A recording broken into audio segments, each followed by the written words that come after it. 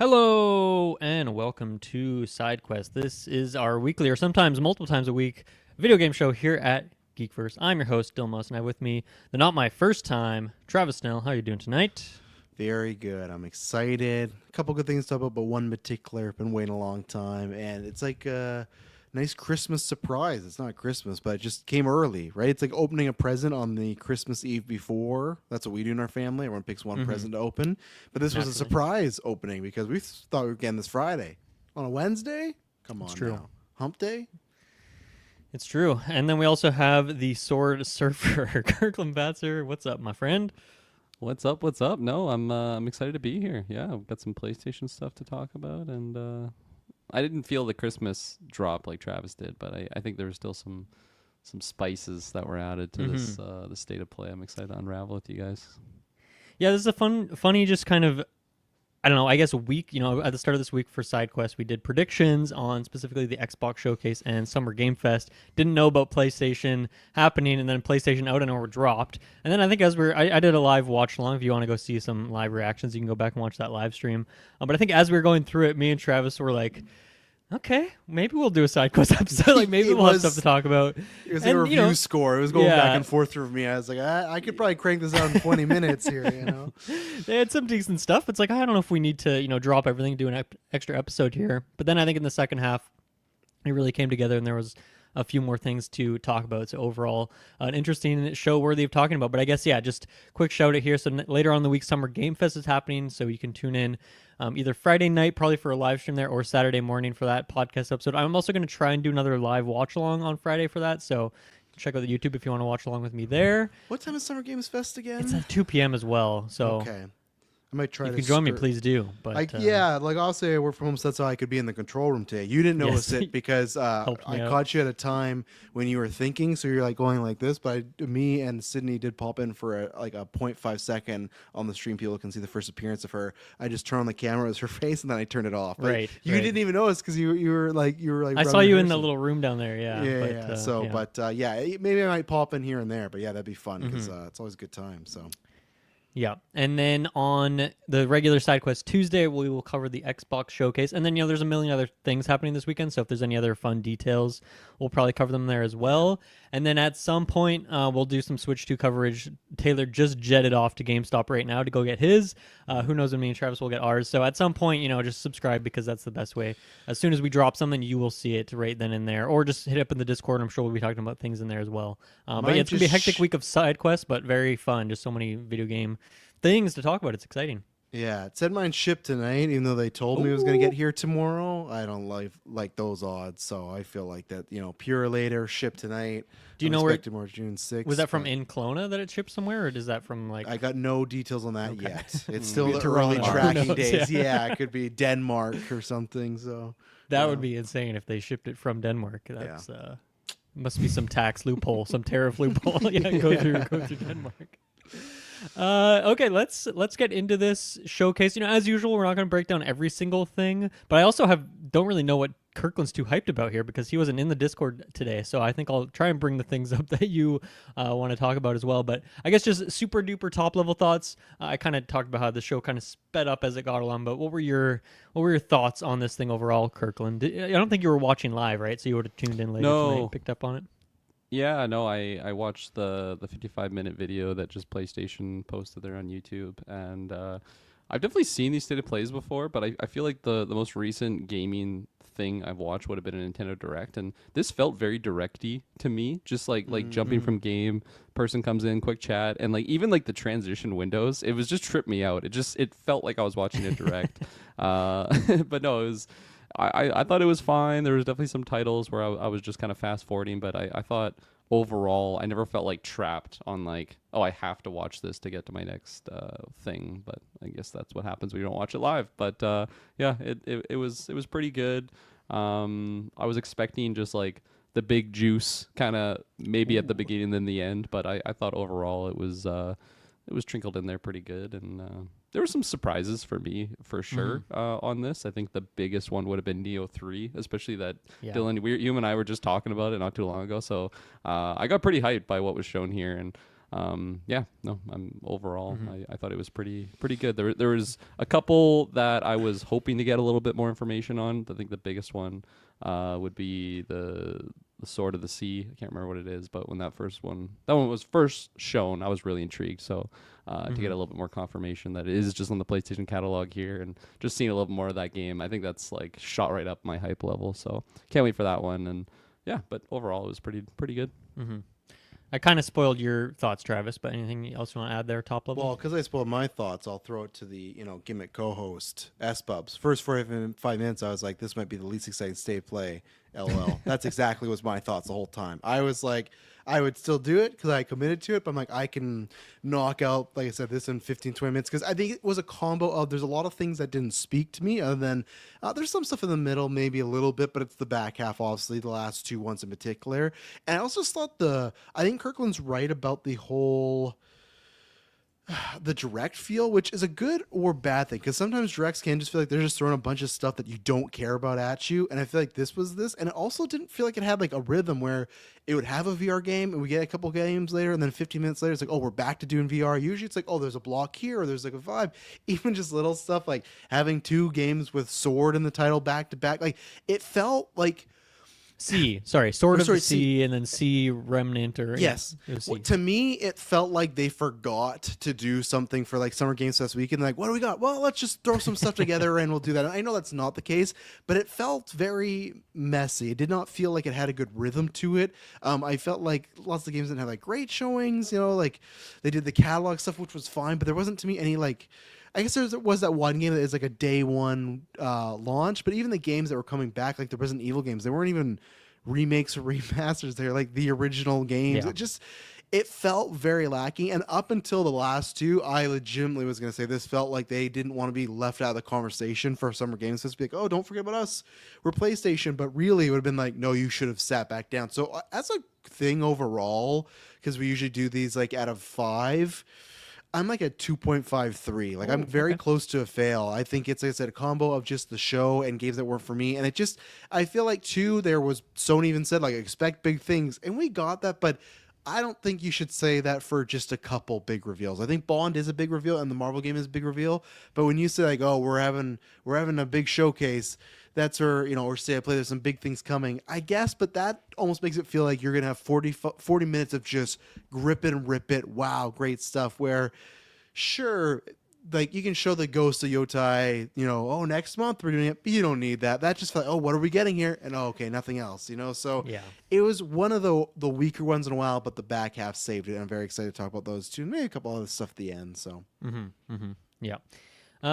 Cool. So yeah, I'm just gonna rifle off a few things here that if you want to go back and check out the live stream where I did share a couple thoughts on these, but if you guys have any thoughts on these ones, we can bring them now. Luminous, Arise, Pragmata, Romeo is a Dead Man, Bloodstained, Thief VR, Tides of Tomorrow, Sea of Remnants, the MGS Delta thing, and Digimon. Any of those speak to you guys? Do you want to bring any of those up?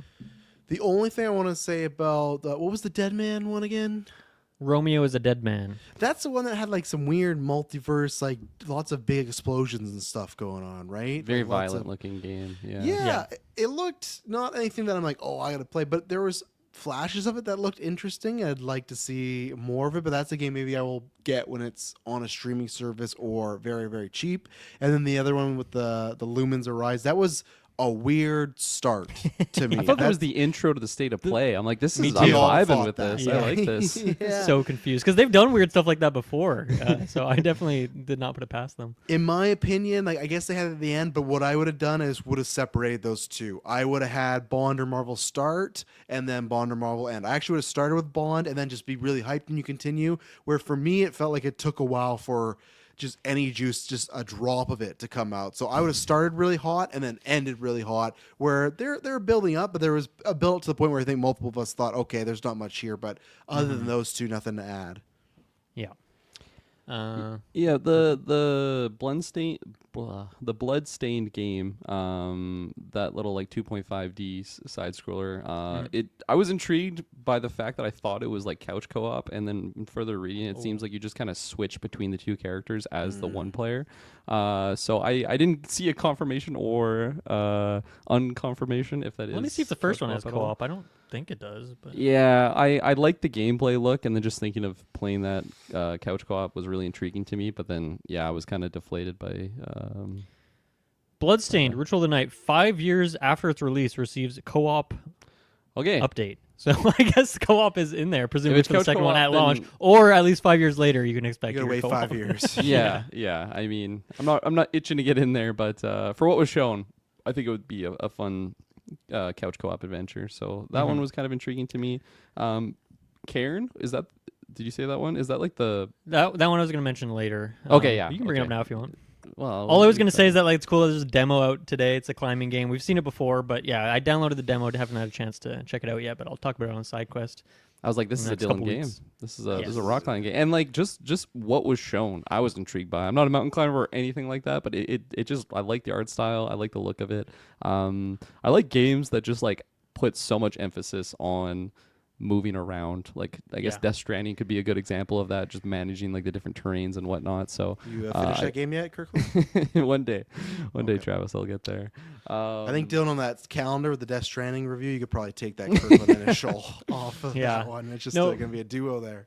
But yeah, Kirkland, with the game I couldn't remember when I was talking on the stream, Jusant was that climbing game from a couple of years ago. And for me, it was like, it was a cool experimental game, had like or experiential sort of thing. It was a little more visual, less focused on the mechanics. Like the climbing was kind of basic and easy. You just kind of walked through the game. It was more about the experience of it. But that's one thing I really like about Cairn, is that it seems like it's dipping more into the the deep mechanics of climbing, like positioning your feet in really important spots and your hands and all of that, and the balancing of weight. And then also too, there's a shot in this trailer where the characters' hands were like all ripped up and they were like taping them up. Ugh. And like maybe that's just a cutscene, but to me that's so relatable. Like a big part of climbing is like, I feel like every time I jump off the wall, I'm like looking at my hands. I'm like, oh, maybe a couple things ripped up, or like maybe I'm good. But I feel like I'm so much more obsessed with my hands than I ever have been than before I started climbing. So that was a very relatable thing. I hope that's a mechanic, like taking care of your hands and stuff too. I thought it was. It looked like a gameplay mechanic where you're like wrapping your hands. Yeah, even if it's simple like that, like I'm so down. So I'm very, very excited for that game. And the demo is out there now. So hope your hands never get that brutal as you're climbing. Just early days it was rough, but now I have a lot of calluses. But even then, a couple weeks ago, I had a bloody mess. It's it's part of it's part of what you sign up for. Yeah, and then the last one, Romeo's Dead Man. This one just looked like an anime to me. Like I just feel like I've like seen a similar type of like arc, or not arc, just like idea for a character. And the gameplay just looked fun. It just looked it looks crazy. It looks good. Different art styles for sure, but yeah, I was intrigued for sure by this. Because I feel like the setup, it's like a certain art style, but then the actual gameplay, it just looks so much more AAA in my mind. Mm-hmm. Yeah. Like have you guys played No More Heroes? Did you play that back in the day? No. Because this is the same team that made that game, and that's what stood out to me. Even just watching the trailer, it very much seems like a spiritual successor to Okay, cool. No More Heroes. Is it this scale too, or is this like a bigger step up? You know, I only played the first game, so maybe I think the other games do get pretty wild, but the first one you're like, I think walking around like a town and malls and pretty basic stuff, so it's definitely an evolution of that, or at least from the first one. But yeah, I don't think I've played like 2 or 3 or however many of those games there are. Yeah, like at first when it started, I was like, I don't know, but maybe it's like the first person shooter. You know, I was asking Kirklin about fucking Cowboy Bebop and stuff, and now maybe something's changing in my core. But just visually though, just those attacks, like this just looks like this would be a very fun game. So this could be a game. I said I might wait for a stream or something.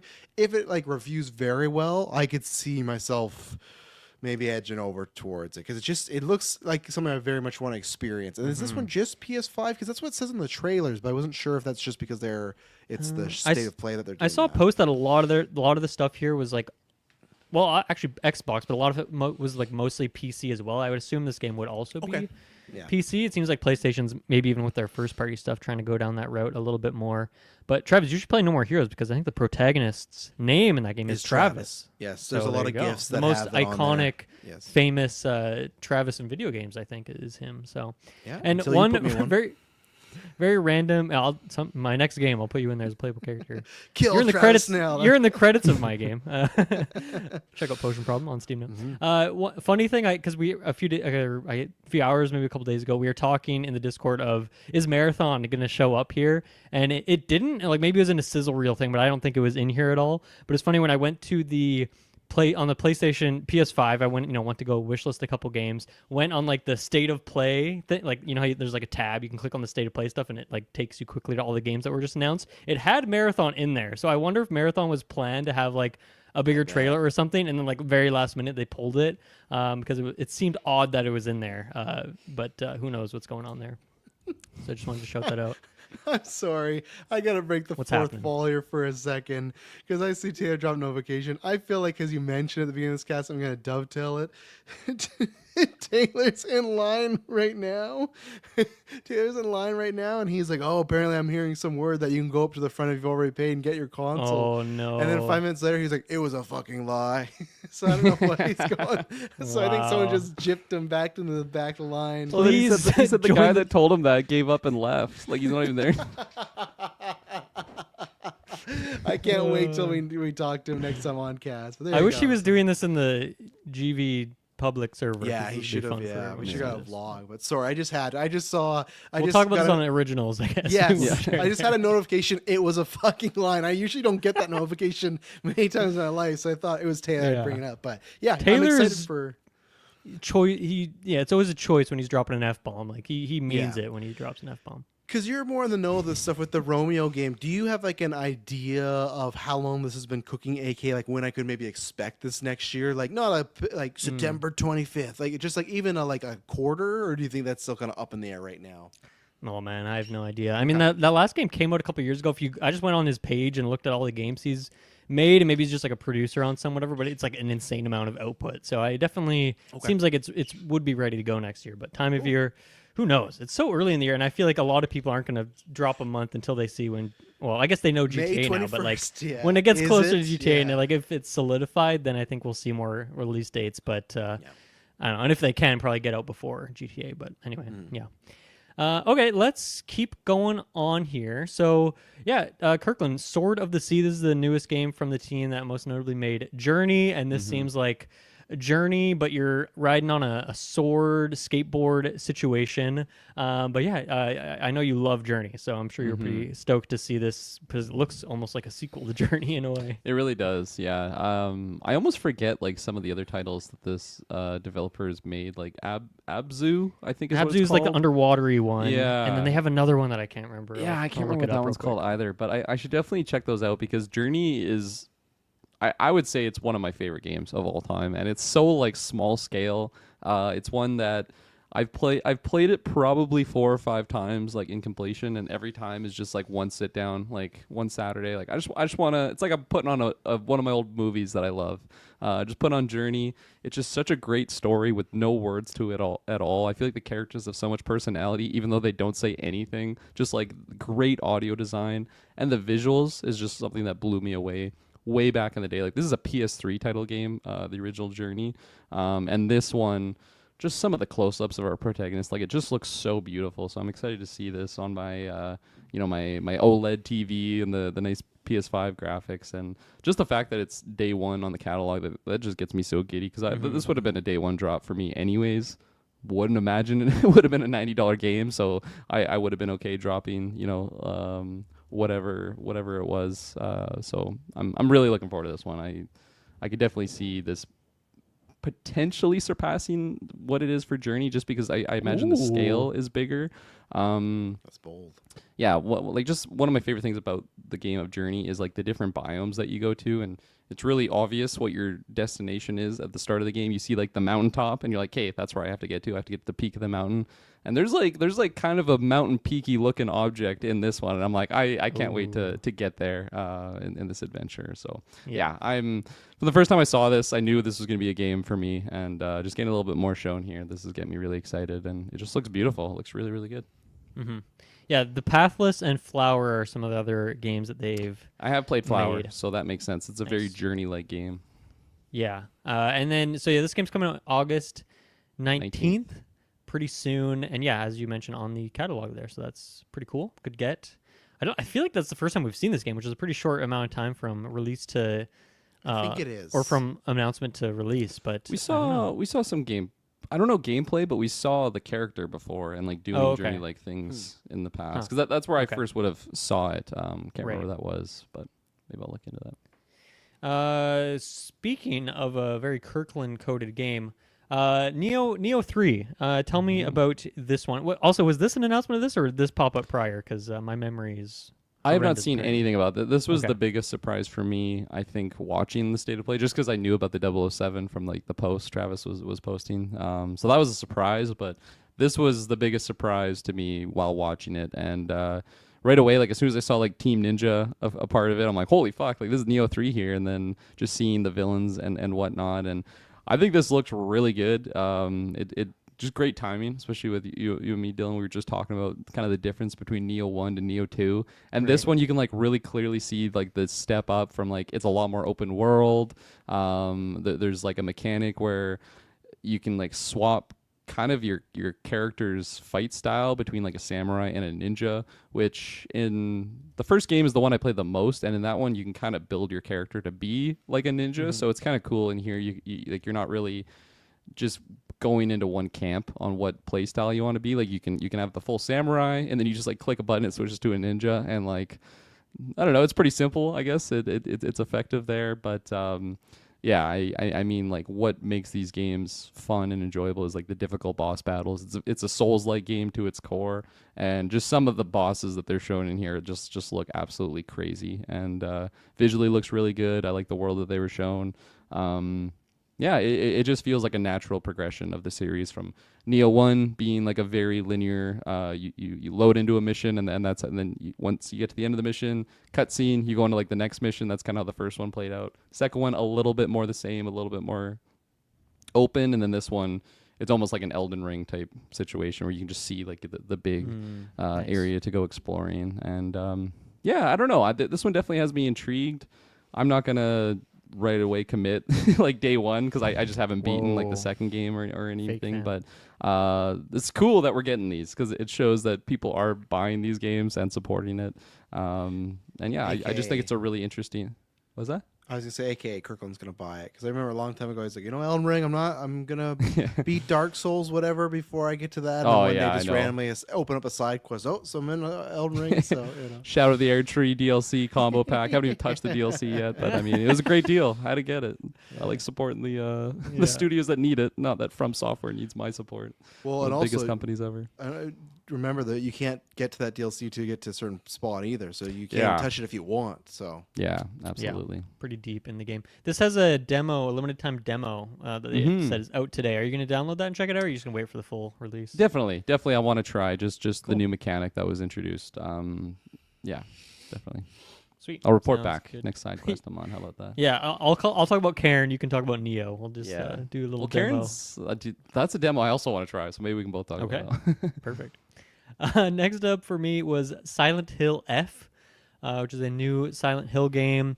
I was watching the stream with my big expensive headphones on, and so the audio is like really what stood out to me here. Just super unsettling, freaked me out. Weird crying whimpers deep in the background. It's horrifying stuff, and the enemy design in here too, really creepy. You kind of have like mannequin type weird freaky puppet creatures that are contorted in all sorts of weird ways. I really like this description they have of the game. Silent Hill F was built around the Japanese horror concept of finding the terror in beauty, suggesting that when something becomes too immensely beautiful and perfect, it becomes deeply unsettling. which is not something I've really thought about before, but I think that's a really fun concept for just a game, but like specifically a horror game to tackle in general. So I don't know. I think this seems really great. I like the characters and the setting. The only downside for this is that I went on the, to wishlist this game on PlayStation, and I don't know if it's like a deluxe version or something, but it was $93. And so I was like, I don't know if I'm spending $93 on this game, but when it goes 50% off, maybe I'll pick it up at that point. But I don't know if games are just that expensive now, or if, once again, it could have been a deluxe version, but I couldn't find a lower, cheaper one. But anyway, I think this game looks really great, and when it becomes more affordable, I definitely am going to pick it up. Even though I haven't played any of this series before, this seems like a good place to just hop in and check it out. Yeah, this one was interesting to me because it's a very different style of Silent Hill than I've seen in the past or what I played in the past. Completely different area of the world. Not even speaking English. Like, it's truly Japanese title, even with like the villains. They just look like some Japanese folklore type villains with some of the dolls and whatnot.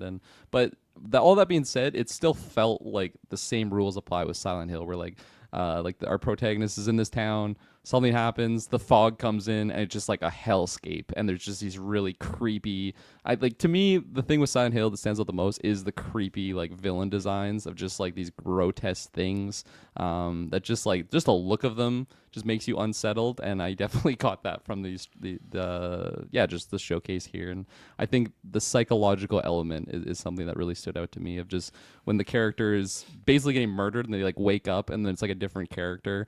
So I was a little bit just confused on just the storyline, but I also didn't want to like fully get that spoiled. Like, I would like to kind of get that explained to me during the gameplay there. But this is one I wasn't expecting at all, and as soon as I saw the title, I was super intrigued, and it kind of went a completely different route that I would have expected a Silent Hill, because I feel like in my mind it's like PT. That's like forever like the next Silent Hill game that I was expecting, and then that one actually came out, right? It was called Was it just called Silent Hill? No, PT never came out. No, not PT, but like Silent Hills. Like that was, or like Silent Hill. I'm gonna have to Google that. I don't think it's nothing PT related ever actually came out. I don't think. Sorry, Kirklin. Silent Hill 2. Okay, so it was just Silent Hill 2. It was like the remake then. There you go. Okay.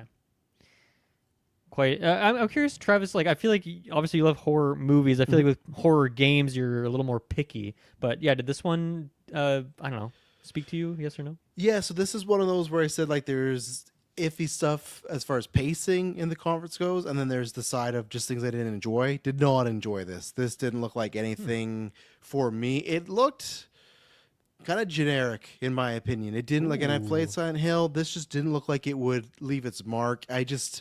I saw nothing here, and I liked that description you gave there, but I just felt like I'd love to feel that in the actual, trailer here. Maybe get them in the game, but yeah, I do love horror games. I think that can be one of my favorite genres when done correctly, because I think you just take it such a immersive experience. That might be the best one to immerse you, because you're locked in, you're always worried about scared, but you're also looking at the details, because it's a mystery, it's a thriller, there's always things going on. But this was did not do it for me. I was not a fan of anything I really saw here, and I think this looks like a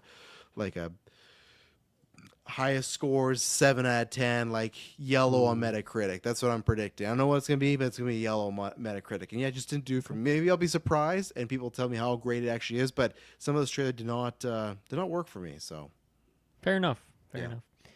Next up for me, quick shout out here: Final Fantasy Tactics: The Ivalice Chronicles. This is a remake remastery situation of an older game, but you can still play that old style or this new one. I don't love the art style that they went with here, the new one. It just feels like they took the pixel art and like blurred it so it doesn't look pixely, but then it just looks kind of fuzzy and weird.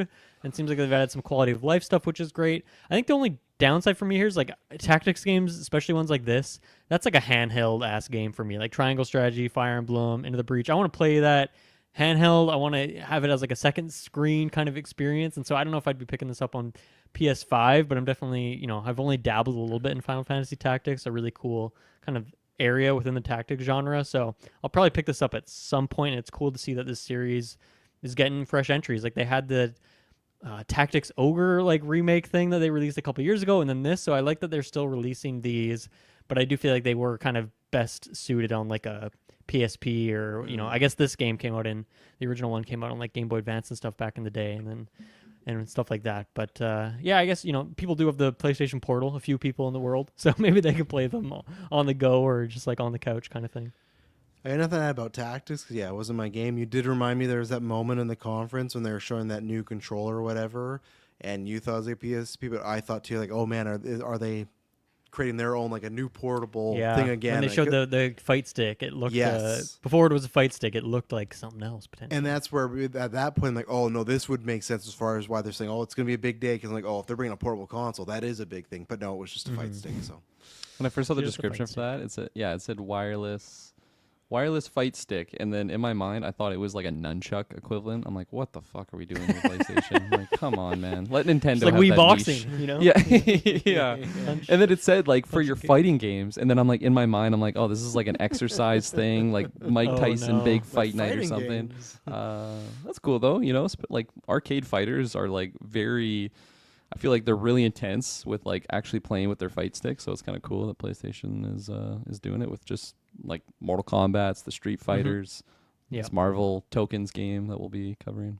Oh, we'll get to it. Yeah. No, they're big in the fighting game space. As they own either fully or partially Evo, like the fighting game championship series. So they're big in that space. So it makes sense that they would want their own fight stick that they can earn some money back, sell at their tournaments, things like Yeah. that. I'm sure get it in all their different verticals.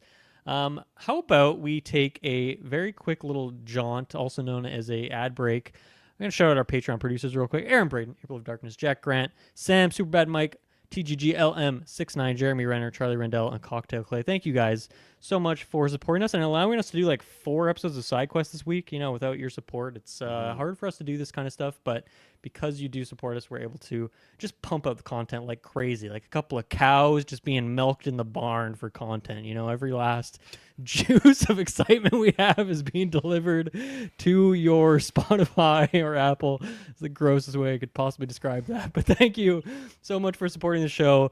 But if you don't support the show on Patreon, you will have to listen to an ad break. So here it is.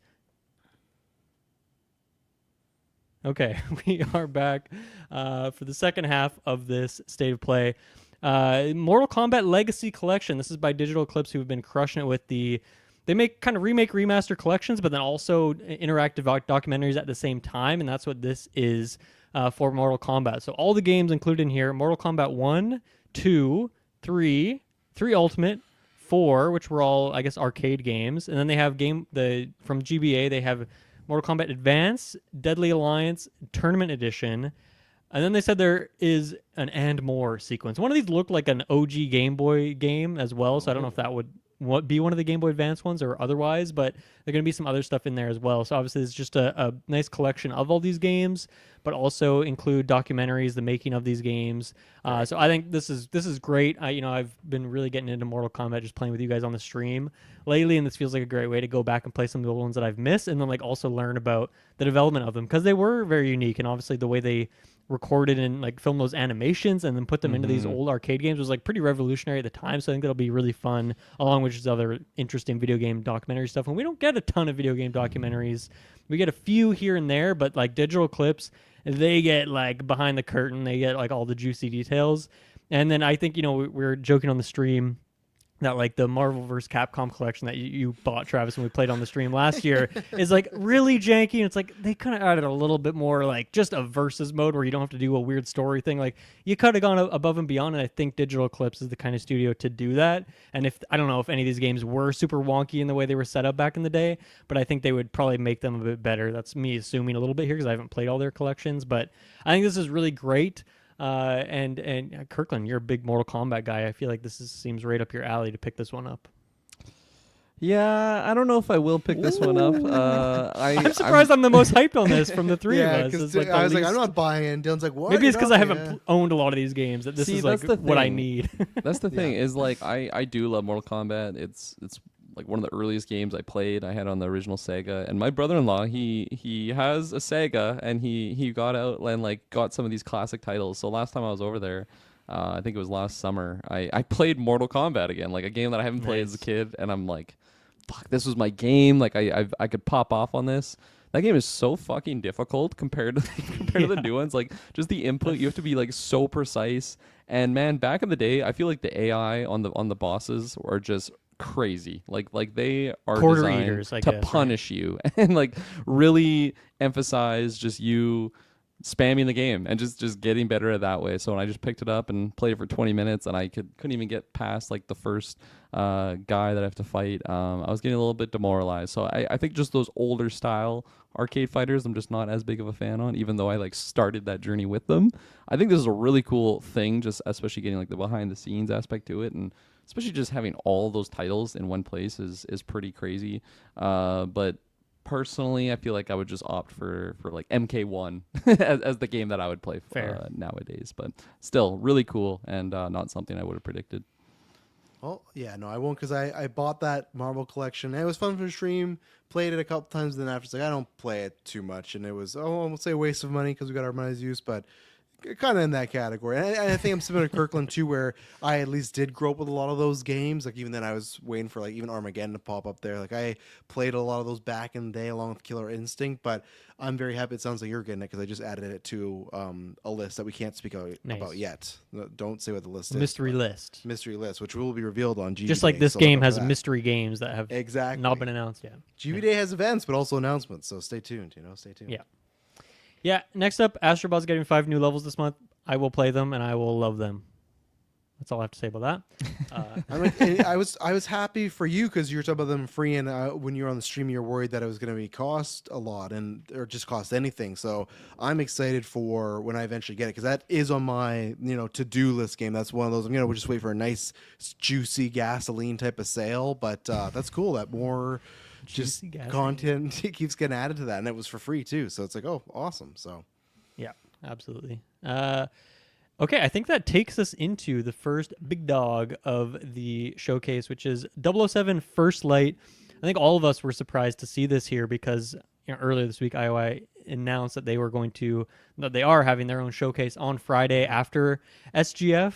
So, okay, maybe there's in SGF, we get like a quick trailer or something, and then in their showcase, they break it down more. At the very least, that's where we're going to see the gameplay for First Light. But instead, we got like a pretty juicy trailer here that shows off quite a bit, like really introduces us to our Bond, shows us mostly cinematics, but a few things in there that look, they kind of smell like gameplay is the way I described it earlier today. And then, because of this too, like the store pages are up and there's some more details on there as well that kind of weren't really necessarily shown off in the trailer. So yeah, we actually have a lot to chew on today, and it's fun that, I don't know, what else are they going to show later this week? I feel like we got so much today, but even more is coming. Hopefully a bit, I think we'll get like more of maybe a 5-10 minute long like gameplay sequence where it's like fully in game and you just see what like 5-10 minutes of gameplay looks like through here. Maybe fade out from a cutscene into like some gameplay and then back into a cutscene, something like that. But yeah, you guys are big Bond heads, way more Bond headedness than me. But what were your guys' kind of top level thoughts of this big juicy trailer we got here? I'll go first. Who's gonna shoot first? Yeah, I mean, this was interesting because I feel like the first thing I saw about this was the chap himself. There was some discussion on a particular chat just about the character, and it just gave me time to kind of think about his face without hearing the voice or anything. No like indication of what the game was. What is this calling? It's like First Light. 007 First Light. First Light, okay. So I assumed it was going to be like an origin thing around the character, and I thought the trailer was really solid. I'm iffy on the character. I feel like when I first saw the image of him, I'm like, whatever. It's not that bad. I don't know. To me, it looks better than the Avengers game that like redid all those characters. I thought those characters looked a lot worse. Bucky was looking rough for sure. Than what this would have been for like a Bond. Like I don't know. He looks like a young agent. Like I'm pretty okay with that. As the trailer went on, I thought the trailer. What? You heard what I heard, right? I didn't hear what I we heard. said he looks like a young Asian. I'm like, okay, Bond can be Asian, but just Oh, I was no. like, this guy looks. I'm like, that's not what I saw, but I almost pulled a Kyle Smith there. Very pale Irish fellow, looking quite Asian. An agent. No, agent. With a T and a G. And yeah, like I think the trailer was really good. Like I was the thing that sold me on this the most was kind of the storyline of what it's shown and like what you're actually be doing in the game. The fact that this is the same studio that brought us like Hitman, like I'm seeing a lot of those parallels and like similarities. What? What? Hitman. Hitman. There's You said multiple Hitman. Hitmans. Hey, my name is Jonathan Hitman. I'm Yeah. Saul Hitman. Come on now. There's multiple Hitmans. Oh my god. There is. Usually it's like Hitman franchise series. Fair enough. Fair that's enough. good. Fair enough. This is like for Travis all the time when we critique. Did you say library? Huh? What That's did you fair. say? I give him a hard time for that, so I deserve I it. feel I'm in a different. I was fucked, okay, because my grandfather said library, and I took it from him the same way my mom says You were Saturday. born into this world, so yeah. that's why I picked up some of those. But yeah, that's Brains. why that was a slip. I agreed with you guys. I did it for the bit on After Night. I agree with you. It is crayon. It's still Saturday, and it is Yeah, library. what's with Kirklin's right? family? I was talking about young Asians. I don't know. It's Yeah, kinda young strange. Asians and hitmen. It's library, right? Not library. Library. Yeah, right? it is library, of course. Yeah, so I can say them, but now some of them for the meme. But that was an out-of-body experience because I thought we had swapped places like a Freaky Friday situation there. I'm having a hard time over here. Yeah. Anyways, Hitman franchise. That sounds better. And yeah, I was really intrigued with what was shown. I think the game like could have looked a little bit nicer. I don't know if I'm being overly critique. Maybe I just watched the Witcher trailer like before that, but I'm like, fuck, that just looks like a quadruple A title versus what this is. This looks like That game's also not out for another 5 years, stars. though. You know? 2.5D. Absolutely true. So yeah, that's like my hypercritical thoughts on just the look of it. But for Bond himself, I'm not fully sold on it yet. I did see an image. I think it was at the very end. It showed him in like the agent garb where he has. It looks like the Daniel Craig where he's got like the turtleneck with like the holster thing. And I'm like, well, there you go. That's Bond. Like he looks a lot more like Bond. And so maybe it was just like the actual attire that he's wearing. But again, this is like him going through the training and like trying to get that 00 status. So I'm going to try and give it a pass because the trailer looks really good. It looks like it's going to be a fun game to play, especially just thinking about the potential with like thinking about what Hitman did with the freelancer inclusion and like if they want to go that route in here, just the endless replayability, right? That's super intriguing. And I feel like we've been wanting a 007 game since we were doing that retro and talking about the, what was it, the Quantum Solace title, Travis? There you go. Espo says it is. The sign-up bonus is Greg's outfit. Oh, it for actually Spectre. is Craig's outfit. Unless So there are you you go. memeing That's And right a why now? it's golden like, gun I But- saw as well. Oh, really? Okay, I got to sign up for that stuff then because it's tough. A lot of those clothes in the Craig era, I looked into buying. Man, they're some expensive clothing. You're but just wearing a gun holster, and like a not the pistol holster strapped part, to not you. the holster part. But Yeah, your there's dance recital, you just stand in the back. There's lots of stuff that I wanted, and I was like, I can't afford that, or rightly so. So Update live on air. Taylor Field has a Nintendo Switch 2 yeah. console. Oh, See if he now he's makes it been home with it. assassinated by a hitman, Yeah. and they've taken his console. He's no longer Multiple with us. hitmen. Got him. Yeah, he had to decide between the Switch and Madison, and he decided Madison, but they took the Switch. Check out our 28 weeks later retro when we ever get there. It's my turn. Sure. Very mixed on this one. Don't think it looks bad. I think it's going to be a fun time. I definitely hear some people's thoughts of it having like Uncharted Nathan Drake-isms, which is interesting. I will blame, the guy in the chat, S-Bubs, a little bit. He gave me some of those descriptors in the video game chat, and I love the Hitman franchise. I'm a big fan. I've been playing those games my whole life, Blood Money is my favorite. I know why Dylan and other people love the other one, but I loved Blood Money that's a game that probably has damaged so much of how much I replayed certain missions just over and over and over. So Hitman the franchise, great. Excited for IO to give us more updates on the game. World of Assassins, right? I always forget what it is. It's a World of Assassination. Thank you. Yeah, so I'm excited for that because I can jump back into that, play that. It's always a good time. It did look a little, almost too much like Hitman, which I was not. I don't know how I feel about that because like in my mind it should be, well, you love these games, so it's just like you want a semi reskin version of that, but at the same time I don't, because even those blurbs that we got in the video game, which we'll talk about, like the Discord there, that does sound very similar to some of the newest Hitmans. Mm-hmm. And that's where it's like, I really don't know. I have to see what's going to happen. I think the scope of it, the scale, the story, they look like they're hitting the beats there.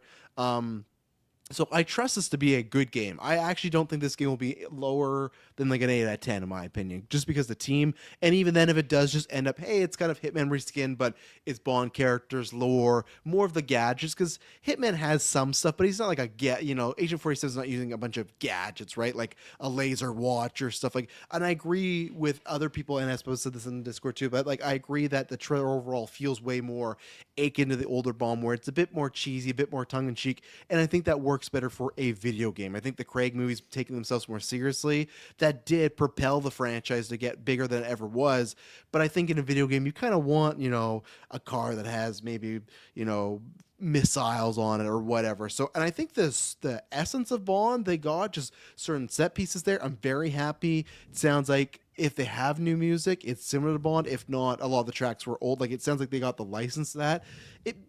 Like I guess it's a no duh, but you never know with video games sometimes, right? If you're going to get that music. So the second some of those scores are hitting, I'm like, okay, this is going to help me feel like Bond, like the Indiana Jones game did with having the John Williams scores and stuff like that. And plus new ones on top of that. For me, it's going to be the story and the guy character, not feeling Bond. They've not confirmed as Patrick Gibson. I rewatched a trailer. That's 1,000% Patrick Gibson. So it's different because he's using part of his Irish accent, which people don't get mad. Pierce was Irish. Kirklin had some weird rant going on about the Irish and the Scottish, the British. You can talk in a second. That's off cast. Come on, don't bring up my dirty laundry. That's not canon if it's not on cast. Yeah. He doesn't know Hitman. He doesn't know countries. Don't know what's going on here. But so he's using some of his Irish accent, but there's certain words he said where I've heard him say that in Deck's original sin, like that is Patrick Gibson, and I feel like I called that really quick off the hop. So I'm like, that's that man's face. I just told you. And I like that guy. I will actually say this, like he is a good looking guy, but zero Bond vibes whatsoever. I know people be like, oh, wait for the performance. I know that. But if you look at all the Bonds, I'd say, other than George Lazenby, he had got one movie. There's a reason, Clay. Not a good movie. There's just something about them, and maybe I'll pull it up here. I'm not going to screen share because I'm not going to go on my Discord and whatnot, but there's like this good image that's going around of Patrick Gibson right now. He's 30, and Sean Connery, when he played Bond for the first time, was 31. And, it might just be the generations we're in and whatnot, but like, wait, I'm on the wrong camera. Hang on. Right there. There's... Now, I know Patrick Gibson's in the video games more glossy, but this sounds mean. You have to be, to me, ruggedly handsome to be Bond. None of us or any male that has been on the Geekverse podcast could be Bond. You need to have a certain type. And I think Patrick Gibson's a good-looking guy, but it's also the aura of it.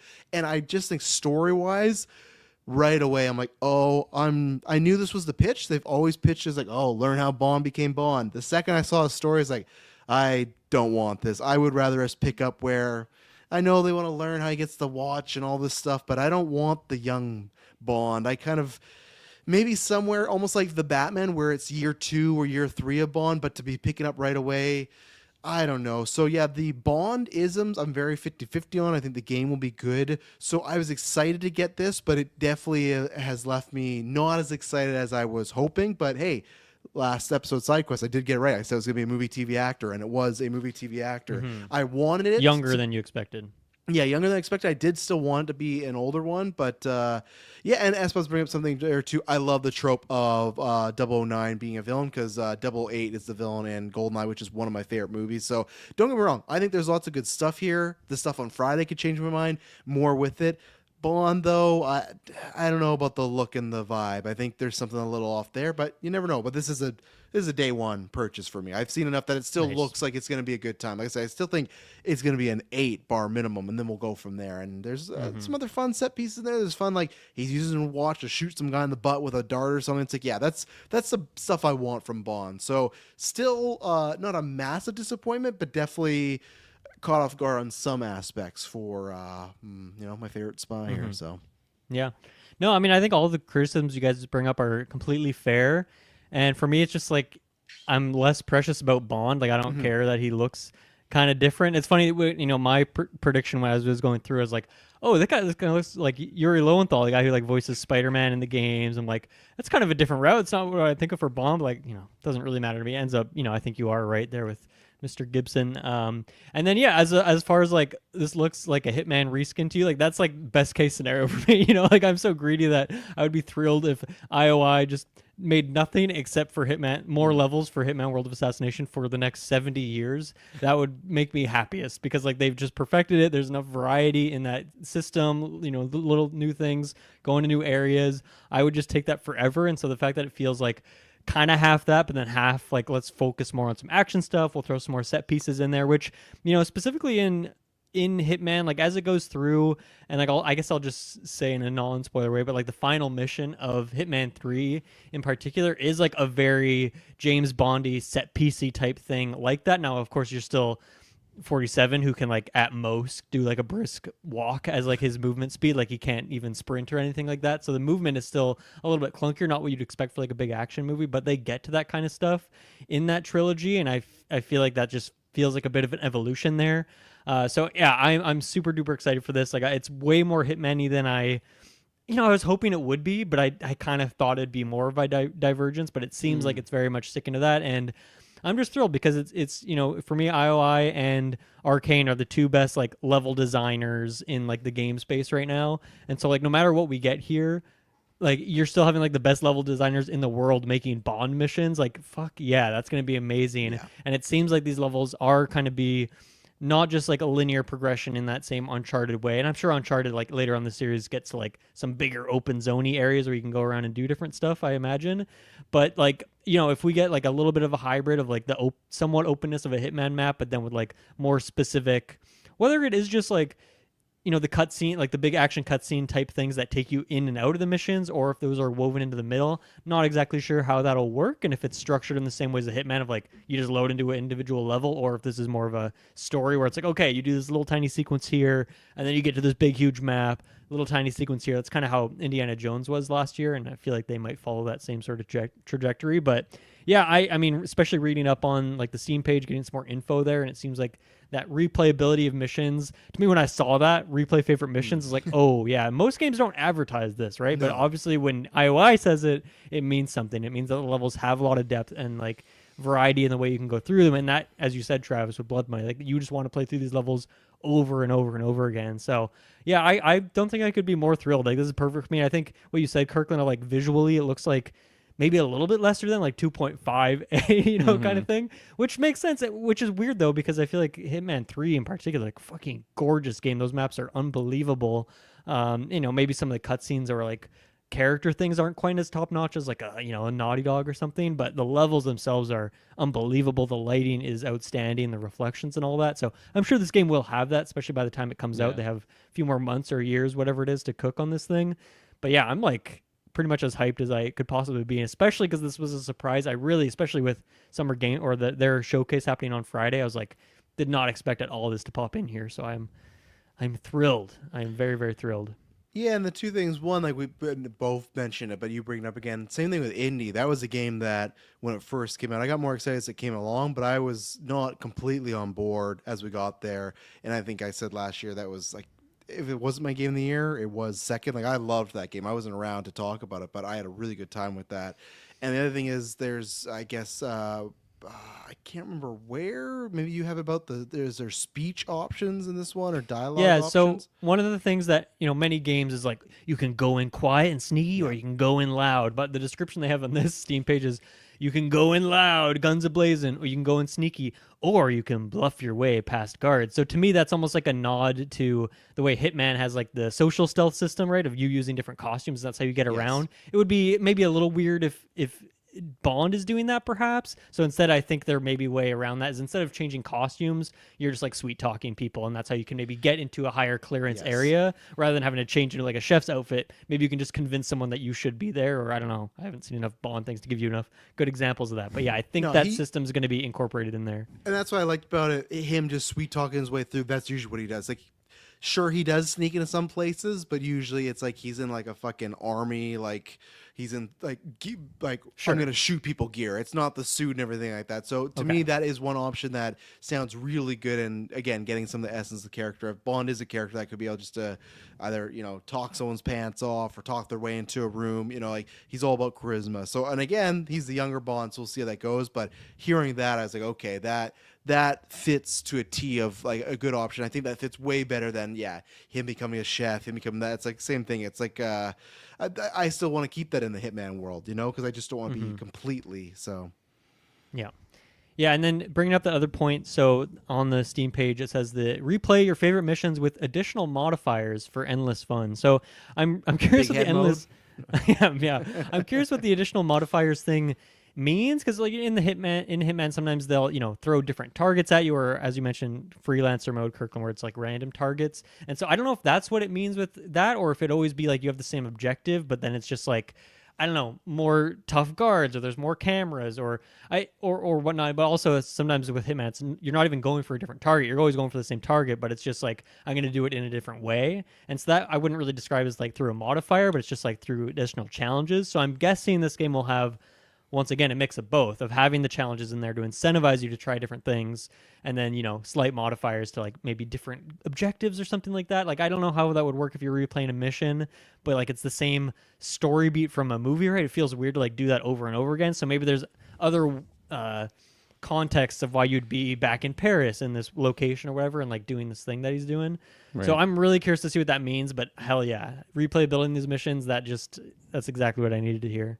Mm-hmm. Yeah, absolutely. Something that I'm really excited and interested about this, and hopefully they do it right, is just about the whole gadgets thing. Like, we kind of see a sequence. I imagine he's with Q, like going over. I think guy that had that big flock of hair. This Q is he's got a lot of hair. Yeah, I can't remember what he looked like, but he looked like Albert Einstein kind of in a way. So scientist look, but he hits the button and you see like the dirt bike, just jets going off. And I'm just such a fan of gadgets and like that aspect of being a spy. So I'm hoping that it's not just like, use your 4 gadgets for the entire game. Like I want to see some variety, especially for doing like a specific mission. Even if it's like, this is your tool for this mission. Like I remember I think Nightfire had a little bit of that, like some of those older 007 games. Gadgets are just such a big part of James Bond in my mind. So I hope they do that really well. Because I mean, even 47 has a lot of tools to his repertoire, right? Yeah, but even little things like, I love Hitman, but at the same time, like, is Bond going to be climbing up a downpipe and like skeeting along like a gutter incredibly slowly, taking 30 seconds to get to a window? Like, I don't think so. Like, I think a grappling hook or something would make a lot more sense for the character. But that definitely stood out to me, like that sequence you talked about, Travis, where he like shot the guy in the butt. Like, even when he kind of is going through there, he does like the kind of, it seems like most games you click the right stick and then it like does like a focus mode where you zoom out. So we kind of got that. It felt a little watchdoggy in terms of like the level of tech that we're dealing with here, which definitely seems like a little bit more sci-fi, I suppose, than like Hitman usually gets. But I think that's perfect, and that should probably tie in with the fact that the character will presumably have a whole lot more mobility than 47 does, who's a clunky old man, even though he's super fit. Clone and stuff, but it wouldn't fit all. But I wouldn't mind them at least putting the fiber wire in 007's bag. Like he didn't really use it, but my favorite weapon of the Hitman franchise is always it's essential. I know Kirkland's a big fan of that as well. Oh yeah, I would love James to break it out. Maybe they're like, that's not too tactful, James. You gotta. The origin is him not using the fiber wire, but the car driving sequence. Do you guys think that's like the car is on rails and you're just shooting? Do you think you control the car fully? Do you think it's like pretty small and narrow and that like it's kind of like do you replay that driving sequence a bunch of times and there's different things you can do, or is that more linear? Like what do you think there? I want to be. It looked like gameplay. It. It looked like you control it, but I don't want to be on the rail and just like, because to me, if it's the whole thing about your Bond, it's that hero, moment of you becoming him. That's that's always with the cars, right? The gadgets, the cars, the girls. Those are the 3 things. Not sure what they're doing on the girls' front. Like, I don't think there's gonna be some mini game where you're trying to unstrap a bra. So you got to do the gadgets and you got to do the car. So to me, I could see them being smaller pieces, but I wonder if there's a way that they could do that where when you I was wondering if you replayed a mission, because in the Hitman sense, if you replay a mission, it's that you want to tackle it all from these different angles, right? And I don't know, we have to see how these levels work, because maybe Bond is like that, where there's multiple angles, whether it's to shoot them up, sneak in, or to talk to people. But it's like when you replay it, the car's not included because that's not a set piece you really want to do over and over again. Mm-hmm. But I guess I just have to see how these things are formatted. So I could see some sort of way where that's an in between, or they're in certain levels, like what you would do the mission and maybe it would cut off before the car chase. And maybe, I know it sounds weird, but maybe that would just be like when you're playing the full campaign to get those. But I don't know if those are really fun and enjoyable, you'd want them there. So what I would like is maybe just 1 to 2. Even if just one mission had, hey, you drive a car, and that might sound weird to be, oh, why did they, do all these mechanics and do something for a car? Lots of times in Bond, there is usually one big car set piece. It's not like Fast and Furious where continually. So I wouldn't mind that if it's like, this is the car mission. So if you really enjoy that car mission, playing it. Where if it's kind of like, we were talking about a couple weeks ago, Dylan, with Doom, with the Dark Ages, when you had like, the gigantic guy, like the monsters, the kaiju, and then you have the dragons. Yeah. That's something you didn't really love. So that's where if you put in the car too much and people don't love the car, that would make those missions like, oh, I don't want to play this mission because I got to do the car in this one. So I think they're at a tricky spot. So until I know more of the layout, I think it'll be very minor. But I think you have to drive the car, in my opinion. I wonder if it's like, who knows if he's leaving the car from like a set piece area, or if he is arriving somewhere after the car chase sequence. But I think even in like Hitman, you unlock like different starting locations and you're doing different exits for the missions as well. And one of the first mission in Hitman 3 is like, a huge tower in Dubai, and there's like this whole very Mission Impossible sequence where you're skating around the outside of the building, like going down, blasting through these windows, opening the window, going in. And that's like the first time you do the mission, you do that. But then you unlock like the different starting location, and then every other time you can kind of skip past that little whatever sequence, and then you just start like in the building as well. So maybe if that's what the situation is here, like maybe you just use a different exit and then you don't use the car, or if that's the start of the level, instead of starting in the car and doing that whole sequence, you just start in like the restroom of like the building that you're going to. So they could get around it in that way too, which once again is kind of right up their alley. So yeah, I can't wait to see more of this game on Friday. Do you guys have any other thoughts on the trailer we got today? No, excited for Friday. All right. Ghost of Yotai had a pretty much just like telling us that there's a showcase coming in July. There wasn't much here. The one thing was that like your character was with a dog, and the dog was looking off at the distance and like growled a little bit. Like, do you guys think that actually means anything? Like, is the dog a companion that you are controlling in some way, or can you like control the dog for a little bit and like mess people up as a dog, run around and like tackle stuff, or is that just like a fun little visual thing for a trailer? I don't want that. I don't want the controlling of the dog. I don't mind if it's like an attack and a whistle. Like I think it would be optional. It's not like you have to like. I don't think you'd get like an MJ mission in Spider-Man. Like that's where you have my to play fear. The dog. Yeah. I'm guessing it would be like Last a tool of Us that you 2, can. where you become Abby, but you're the wolf for the whole half. Yeah. So what do they call the fucking dog in Fallout 4 that you can control and they can do meat. stuff, attack dog meat? Yeah, I'd be fine with something. Maybe not as big as that, but something like that where you had controls of the dog and they could be a part of the mission or not. Don't want to control, then maybe there's a story beat there. I'm not sure. Maybe they John Wick the dog, Whoa. I think it's a wolf. It looks a lot bigger. Or the than wolf. a Yeah, you're regular, right. It is a dog. wolf, yeah. I'm so sorry. I thought it was a dog. Yeah. Watch Sorry, it. You have a dog, so Yeah. you know more Yeah. about dogs than me. Yeah. That does not look like my Australian Labradoodle. I'm telling you that much. The most domesticated dog you can get. Yeah, I mean, my assumption would be it is a gameplay thing. It just seems like it's a lot of emphasis on the actual wolf itself there. I don't know. I was a little bit like unsettled. Sounds so extreme. Unsure, I think, about what was shown here, because I love Ghost of Tsushima, like just on its own. Like I don't need dog mechanics added added to the game. So like if that's a big thing now, they're leaning heavily on that, I probably wouldn't use it, or I just would be a little bit not loving it as much. So really intrigued by what the showcase is going to be.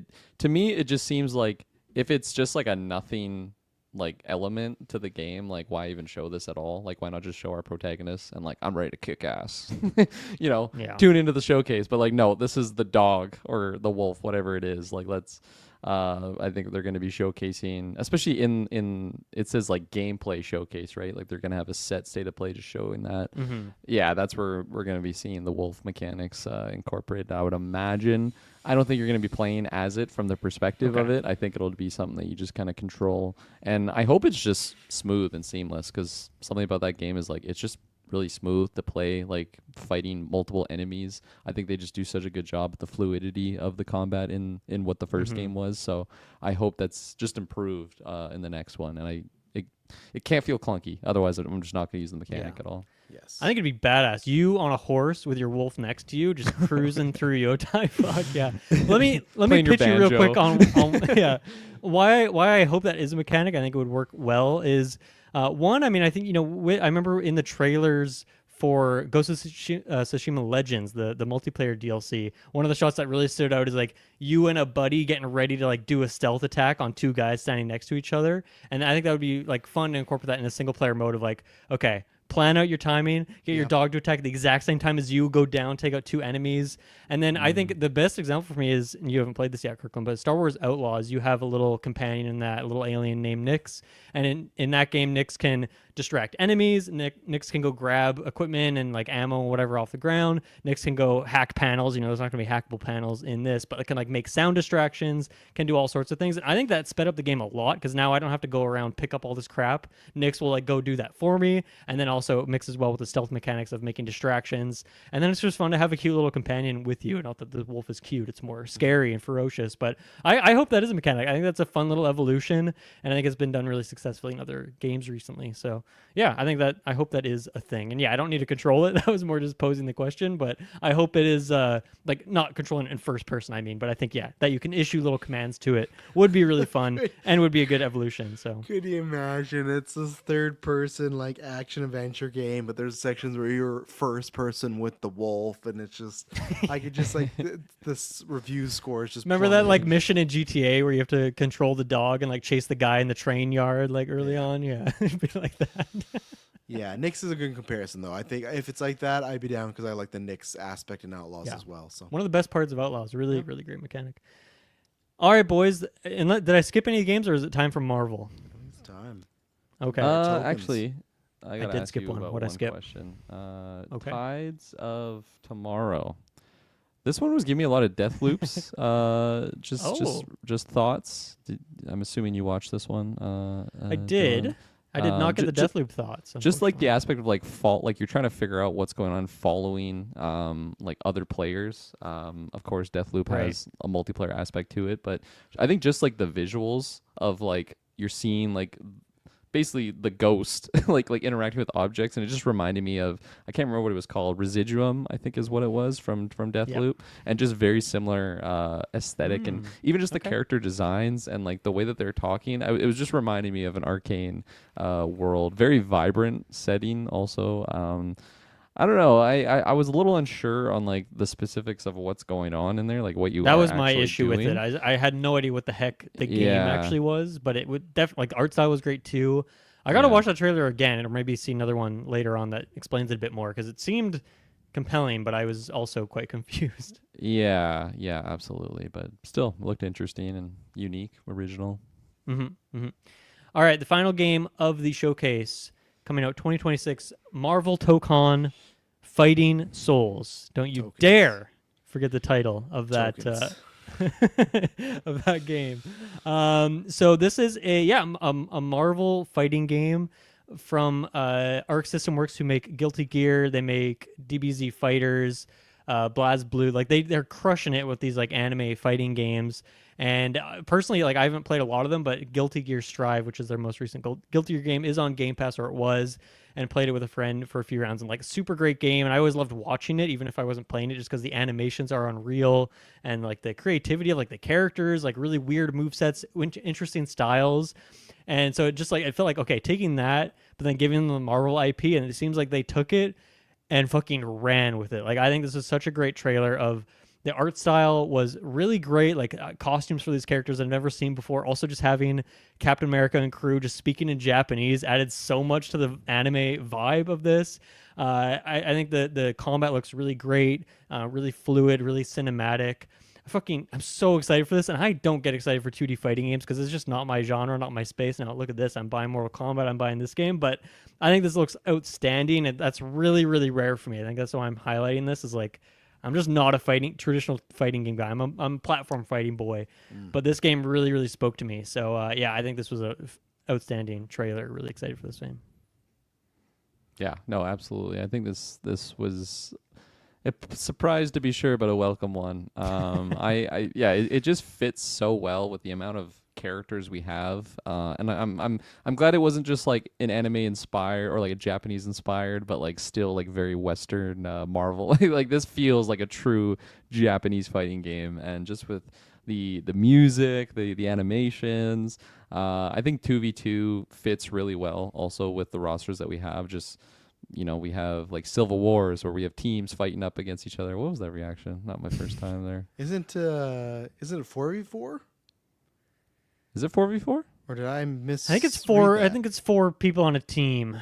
Oh, tag okay. team. So 4v4. Okay. Whatever it is, it fits. Or because- it's 4 divided by 2 per team. I actually don't know. I think it is 4 though. I thought it was tag team. Like that's what. But it might have said 4v4 tag team. Because I think or they something had like 8 characters in the trailer, so I think they were setting it up as like 4 on 4. So then But they- yeah, To no, me, the a tag trailer team was- is not 4. That's a 4-man Yeah. tag or 4-person. I'll have to tag, rewatch not the trailer. Tag team just means 2, but yeah, that it is 4v4. Yeah. Okay, yeah, because there was a lot of characters bouncing in and out. There you go. Hitting them. S-Bub's confirmed. It's 4v4.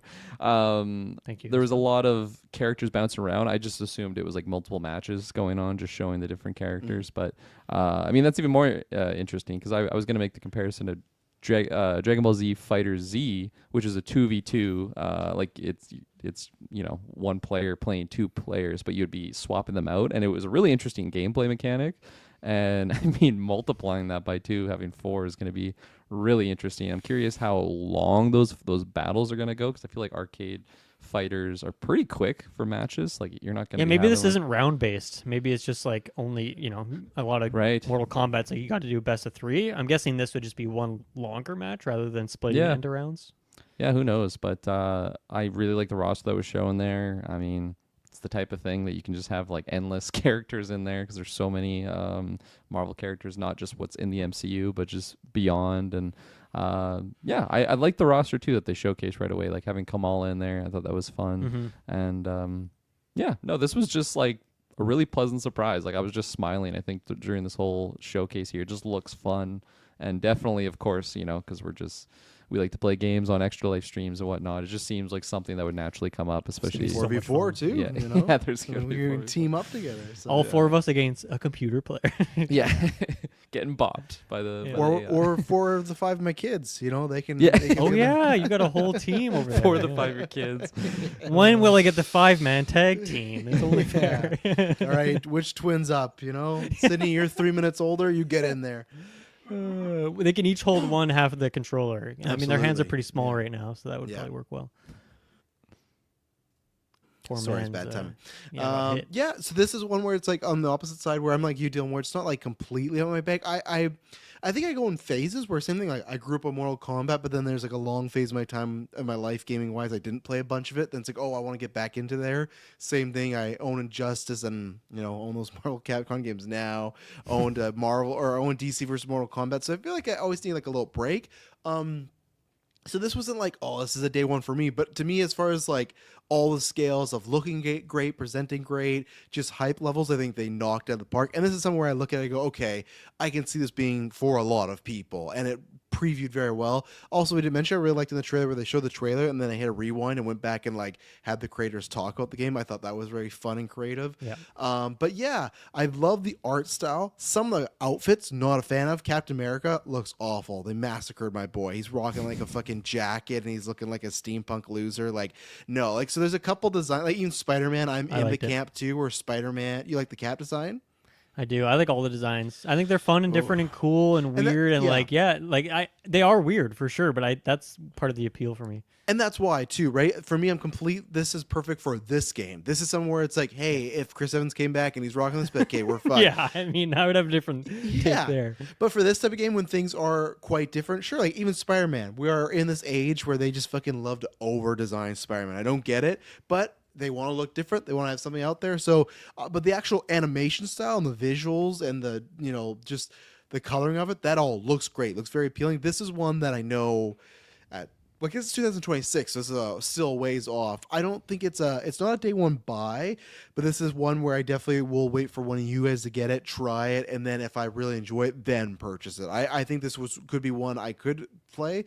I can't remember where it was, but there is some. I meant to find it, but I couldn't find the exact quote. But there's some quote going around that the creators are saying that like they also wanted to pick some characters in the roster that had never been in any fighting games, which to me is very fun and intriguing. That's because again, like Kirklin just said, there are thousands of characters you can pick from, and let's get weird. There's like even when that's. I guess would Kamala be one of those? Has she been in one of these fighting games before? Was she in that Infinity Capcom Marvel one? Like it didn't review well, but that they put that around Infinity War time. I never played it. I know Ruben did. Shout out to Ruben. But I think there's times where like even when we went back and played the Marvel Capcom one, it was very funny of like, why is Juggernaut in 3 of these games, right? It's like, yeah, I know it was the 90s, but they always made sure, yeah, Juggernaut's in here. And I would love that same thing of like, who is their Juggernaut? Who's the one character that pops up that like, you know, we just fucking love this character. They're going to be in there. If it's fucking multiple ban, if it's, I don't know, even Iron Fist. I don't even know if Iron Fist has been in a fighting game. You know, like there's fighting characters. Would just have his own team. It would just be four. That'd be awesome. You know, like even some newer characters. You know, like not that I really want them too much, but like, fuck, who's the guy Kirklin you like until they tried doing the movie? Andy Serkis played him. Venom, Carnage, Father of the Symbiotes. What's his name? Null. The plant. Null, thank you. Yeah. Oh. Like, I would love if there was some newer picks like that, too, of, like, very off-the-wall stuff. Of course, you're going to get your classics in there. But the other thing is I hope, with it being a 4 versus 4, you know, setup, that should mean a lot of characters, you know? And so, yeah, there's a couple here, my classics I want. Like, I agree, Fanboy Clay said in the chat of your stream, Gambit is, like... this art style, this look, yeah, that'd be great. So there's a bunch of X-Men, especially... Cap's already got the Gambit jacket, so you just hand that over, change the color. No, Gambit gets his suit. It's like a really skin-tight bodysuit with like a big G on it. Yeah, but no, I think especially the X-Men, when you look at that 90s type of feel, like I think the X-Men are going to look quite sleek and sexy in this game. So, and you know, I'll walk it back. There's even a chance it could be a day one because there's some things about just like... He's walking into it. It is. I just got to see more, but I would very much love, I hope that it's a day one close to a stream or like Kirklin gets it and I can try it first. Because like I said, because even fighting games now with the girls, because they love Smash, that might be something more to get them in. The Marvel vs. Capcom one, they had lots of fun with, but as we talk about, those were very painful. Where Smash, like tonight when I was doing dishes, everything, I set them up. They just played for an hour by themselves. They can do the menu, they can select it, they can do everything. Marvel vs. Capcom, I could not do that with them. So with this game, if it was to that extent where obviously it's going to be updated menus, very easy to use, that's another reason why I think it could just be a very fun, cool game. Like get some people, like, get a Squirrel Girl in there. You know, I just saw her. Yeah, that'd be great. Yeah, like that's what I want for when they're talking about characters that haven't fought. Like I want weird picks. Squirrel Girl, Null. I'm trying to think of other like very new characters. Yeah, but I think this had a very good showing, and it was very well received. So I'm excited to see the continuing rollout of the roster and this. And I'm not sure if that's a good maybe Sidequest topic in the future, maybe like a mini topic of picking some fighters, like a roster. I'll write it down right now. Yeah, no, I think that, to me, that's such one of my favorite parts about the whole hype of Smash is like every Nintendo Direct, like, oh, which character are we going to get? And it just makes every trailer exciting. Even like Multiverses had that too. Rest in peace, that game's dead now. But I think that's like why I wish I was more into like other traditional fighting games, because that's such a layup for every trailer. Every marketing thing is like show off 1 to 2 to 3 new characters, and that's always super hyped, especially if you're a big fan of the series. And like, oh shit, Sub-Zero's coming back if he was ever not in one of the initial trailers. And so I think this is just going to be, I can't wait for every state of play now until this game comes out to just get a new trailer for this, a couple new characters showing off a new map or something. I think it's going to be really fun to dig into that, because one of the things about this trailer that seemed really interesting to me is, from what I could tell, only one map was actually shown here. Like, it's just New York. We start out in like Times Square, and then as the battle goes along, you like hit someone with a big attack. And this is where I can't tell if it's like just a fake little trailer thing and this would be a different map you'd select, but it seemed to me like an in-game transition. Like, you do a big attack with Ghost Rider, you smack Doom, it like launches him into this other part of New York, and then it was like an Avengers Memorial type area, and then we did it a third time and went to like a back alley with like Fogwell's gym and other things like that. So, but like all those are New York locations, and Yes. so it seemed like a three act That'd almost be transition fun. with him on battle, which is great. But also, like, we didn't see any other maps as far as I could tell, like just the one. And like there are a million little details. Wrote down a bunch we can dig into here, maybe hints of other playable characters or things like that. But I love that idea. I think that's so cinematic and so fun, and just like, you can't always get every character in a fighting game because it takes months and months of work to get one of these characters to a playable point. But you can throw, like, Dazzler was on like a screen in the background, like doing a performance or something like that. Yeah. And Fanboy Clay caught that. Matt Murdock seems like he's peeking through a window there too. He I better hope be he's in there. I hope he's Yeah. playable. But at the very least, you have little fun shoutouts in the background. It seems like these maps are going to be just jam packed full of fun little Easter eggs in there. To your point of like, I would very much love where it's like, okay, you pick New York, but if you pick New York, you are cycling through different locations. Like, Yeah. I can't remember the name of it. I'll find it. There was a PlayStation 2 X-Men fighting game that had that where you would go and be like in the X Mansion and you would fight and continually go to different parts. And I know Yeah, and I think Tekken has always done that too. Usually Yeah. with two maps that you're going between, I believe, or And two like variations. I think Injustice did that. I know Mortal Kombat Mortal did Kombat that a little does bit. it, Yeah, yeah. but Yeah. with back then it was really cool of, oh, you're in the courtyard and then you're in Xavier's office and then you're by the Quinjet. Like, that'd be cool where, okay, you pick the Xavier Institute, but then that is multiple X different Mansion has places. got to be one of these, Yeah. and I can't wait for that. Yeah. Yeah. Yeah, another couple things from just like the map backgrounds. At one point, that Avengers Monument thing, there's a statue that has Cap and Iron Man, weirdly enough, that are not in the outfits that they have in the game. It's like the traditional Fingers Cap crossed, and Iron Man some version. So alternates for me. yeah, I don't know if this means this is like a multiverse situation where, like, yeah, here's this weird steampunk Captain America in this universe, or if he's just donning this new outfit for some reason. But also on that monument was Thor, who has not been shown off yet. So maybe he would be. It'd be weird to have just 3 Avengers and like Oh, not there's have Thor as a definitely playable more, one if he's like on the statue. There's an Avengers Tower in the background. There is the Gem Theater, which apparently is like a big Luke Cage thing that I looked up.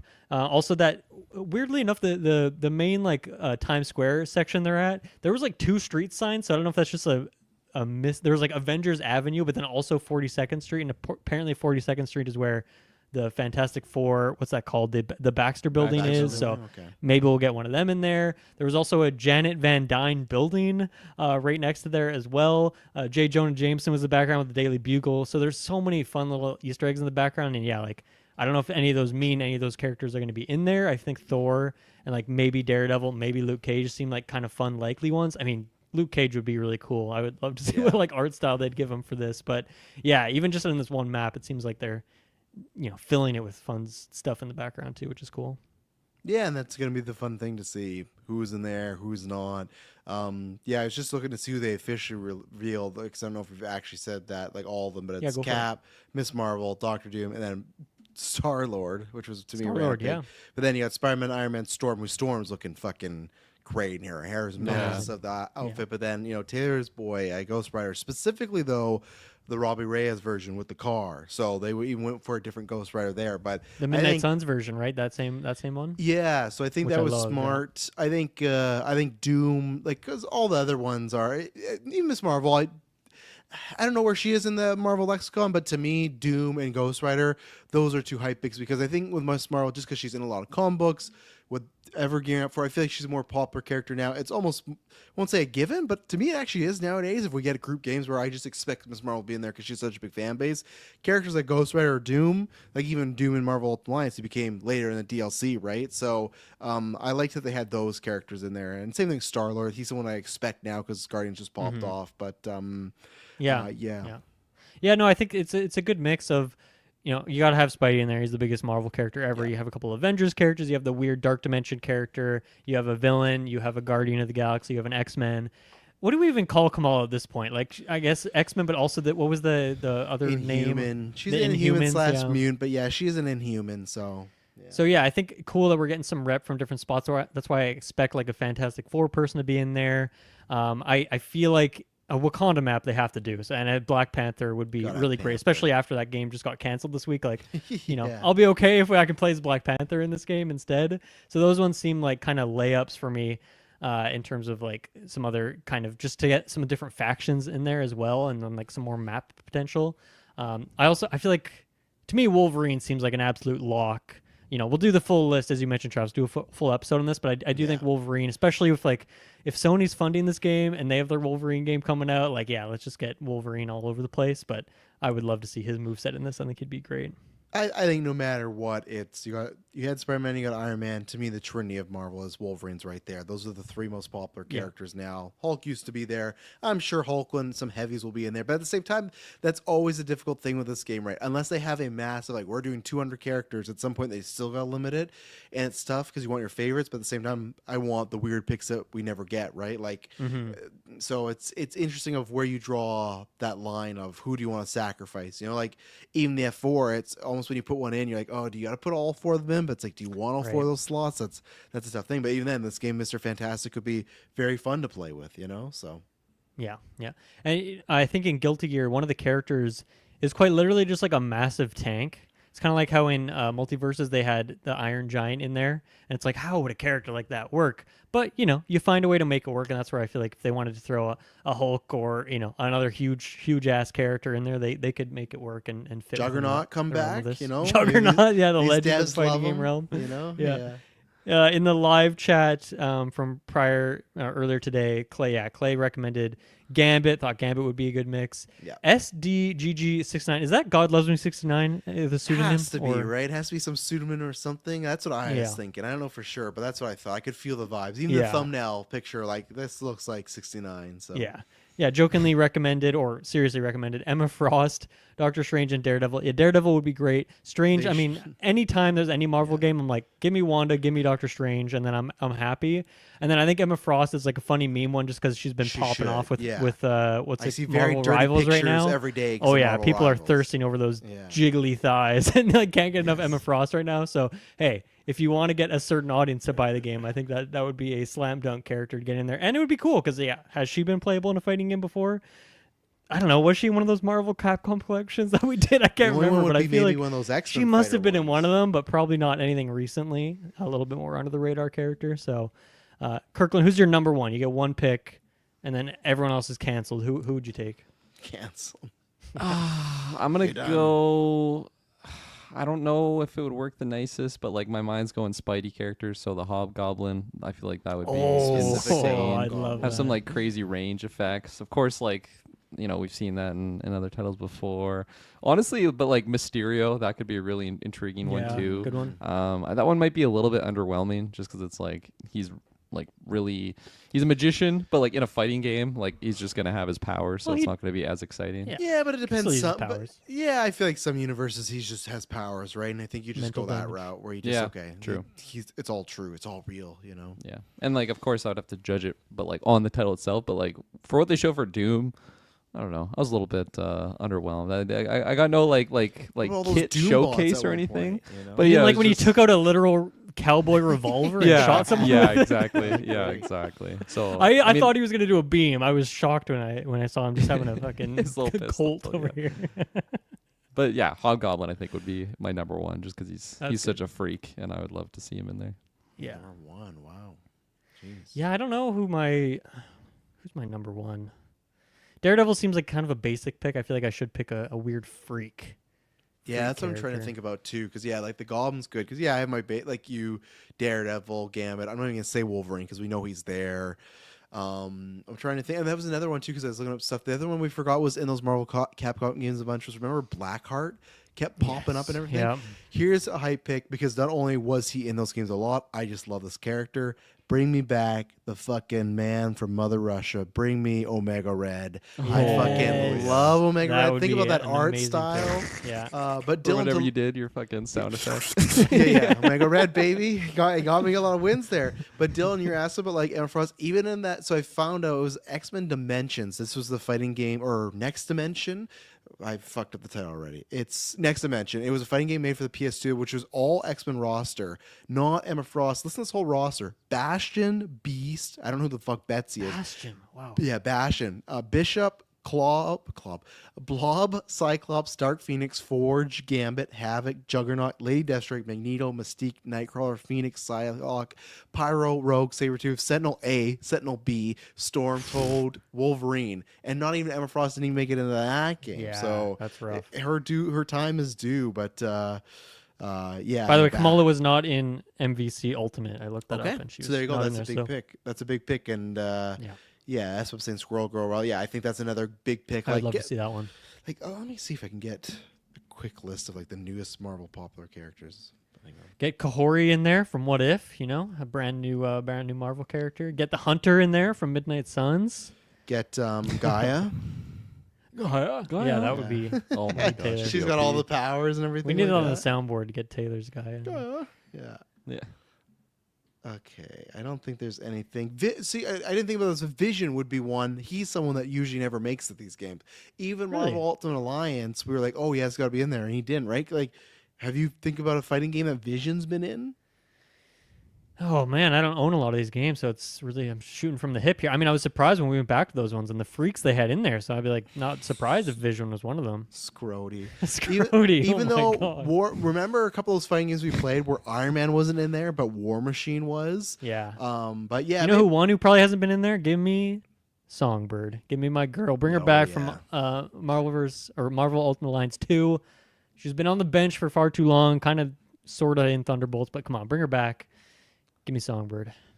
Yeah, I don't know if I don't think Vision has been in anything. So there is a litany of probably a lot of big time characters that have not been in any. Vision, I guess, was not in any of the Ultimate Alliances either, so he's just been snubbed for gaming history. Yeah, that'd be another good one when we do that cast to look at those Ultimate Alliance lists, because there's probably lots of good characters from there that we would think, could be potentially in this. Like your Songbird one's a good one. That's the other one. Crystal was really fun in Ultimate Alliance 3. I'd actually be down for Crystal, the Penance. elemental abilities. Penance is Oh, one Penance, of my favorites. yeah. I Penance. fucking love Penance. The man. He was future Nick Fury or Cyber, whatever was going on there. Yeah, yeah. What's the percentage that Deadpool's in this game? It's got to be 100, right? I think Deadpool's for sure. In there. I wonder just feel like Deadpool's in every if fucking game. Japanese humor and Deadpool mix well. Maybe these developers, I don't know how they feel about him. I'd say 60%. Pretty low for me. 60%. I didn't even know. Apparently, that X-Men Dimension game I was talking about, that was a sequel to 2 PlayStation fighting X-Men games. It was called X-Men Mutant Academy and Mutant Academy 2. Whoa, Mutant Academy. I love that. Yeah, nothing really to read about the characters because they're all the same. The only character that I see different from this list that Mutant Academy 2 had was Professor X, which I actually think they would like. I can't remember. We pitched him once for something, right? In a fighting game, and he's playable in X-Men Legends 1 or 2. Right. He's playable in one of those, I think. And I think in one of our like Ultimate Alliance Stream roster, whatnot, we've always pitched Xavier as a potential option. It always comes up, yeah. Yeah, to make that work of like, it's good accessibility. Like I know he has mind control stuff, but like I think there's if there's a will, there's a way. And yeah, of course Wanda too. Yeah. We talk about Strange and Vision. Get Wanda in there, and a couple speedsters too. Get the twins in there. Yeah. Maybe when we do this Sidequest episode all about this roster, I'll do a super duper deep dive and look at like every Marvel fighting game that's ever existed and see like, Iron Man's been in 63 games, Cap's been in 42, wow. and these characters have been in none. We can try and find some Spider-Man fun and Wolverine cuts. got to have the record, I bet, for being the most. Those two, Yeah. because I feel like they span Probably them all Spidey, the time. the highest, Yeah. I would think. Yeah. We should probably, if we don't do it before, for sure, the latest do it before Game Awards, because I feel like that could be your next time. You might get like, even in those pre-shows that they do, like here's a look at that. Before we start getting like a bunch of names and stuff, that's when we should do it before at least Game Awards. Because who knows? It's at 2026. We don't know when that is, right? We get revealed that that's like Q1. What if it's like March or something, and then they'll start that's bleeding out names. So Good point. I'll put that on the calendar. I'm excited for that. You know me, I love my rosters. yeah. Anything else? Any other thoughts on this game? Marvel, Tokon, Tokens. Fighting Souls.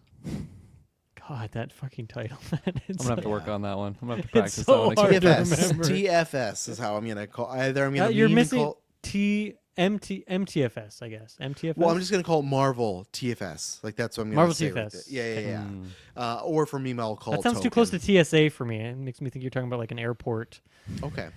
I don't talk about them too much. Play so I some didn't think tokens. that, I like that one more. but- yeah, tokens. Yeah, give me the I like tokens. Token.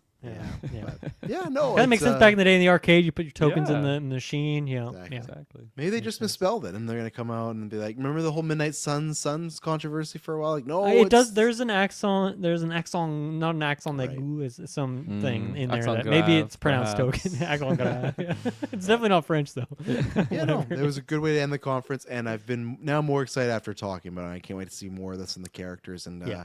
should be a good time. And Marvel, even though we lost Black Panther, at least Rivals happened, and that was good for them. And hope that there seems to be a big excitement for this community. So maybe that's what we're gonna do with Marvel games: is we're gonna lose a lot more of these single player venture ones, but venture out into the other genres game, which isn't a bad thing. You know, there's lots of video game genres out there. So. Tons of variety in Marvel right now. Pretty. And I'll we're never pretty lucky. forgive all of you for letting Midnight Suns fail. So It's true. Kirkland, you eventually did buy it. You still haven't I played bought it. it. don't I think, right? supported the game. doesn't I count. played You bought it. it like Come you bought on. it like $10. The devs barely No, got no, a no, cent no, of that. no. It was more than 10. I should be Have getting you the unlocked Midnight Hulk? Suns trailer too. Huh? Have you unlocked Hulk? I don't remember. I don't know. No, You I haven't. didn't. You No. haven't. I think I woke up. I think I did He's very that. deep I in think the I woke game. up as a hunter. You beat Death Stranding? You've already asked me this. What are you playing currently right now? Is it a new game? Doing a podcast with you right now, actually. Oh. Actually, no. I've been playing some college football because I'm just vibing on football right now. I'm getting excited for the Gotta get to season. 300 Less than 100 hours. days.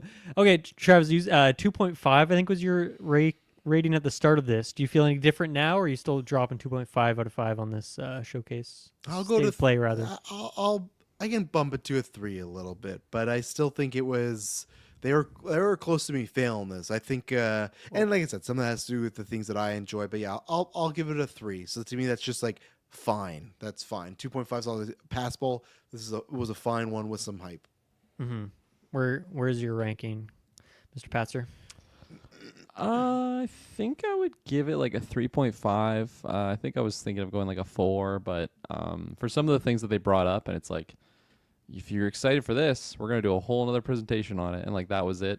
Mainly Ghosts of Yotai, but like stuff like that, it just kind of feel like I'm getting teased a little bit. Like, oh, I was ready for some juice here, and that's all I get. So I think that was a little bit unnecessary, but definitely still had some surprises. And yeah, no, overall, I thought the pacing was fine. Glad it wasn't like a 2-hour showcase of the same amount of content, right?